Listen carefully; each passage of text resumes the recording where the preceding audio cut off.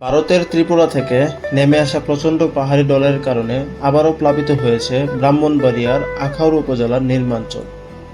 হঠাৎ করে বেড়ে যাওয়া পানির স্রোত জনজীবনে সৃষ্টি করেছে গভীর দুর্ভোগ।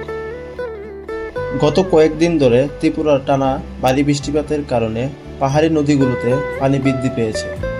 সেই উজানের পানি প্রবাহিত হয়ে প্রবেশ করেছে বাংলাদেশের আখাউড়া এলাকায়। মুগরা, মনিউন্দ, রাজাপুর সহ একাধিক গ্রাম এখন পানির নিচে তলিয়ে গেছে।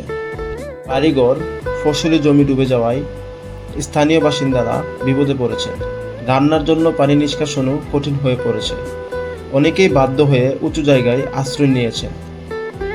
স্থানীয়রা জানাচ্ছেন, রাতেই পানি বাড়তে শুরু করে এবং সকালে ঘরবাড়ি পুরোপুরি পানিতে ডুবে গেছে।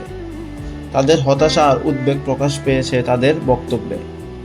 আখাউড়া উপজেলা প্রশাসন জানিয়েছে, তারা পরিস্থিতি ঘনিষ্ঠভাবে নজরদারি করছে এবং দ্রুতই আশ্রয় কেন্দ্র ও ত্রাণের ব্যবস্থা করবে।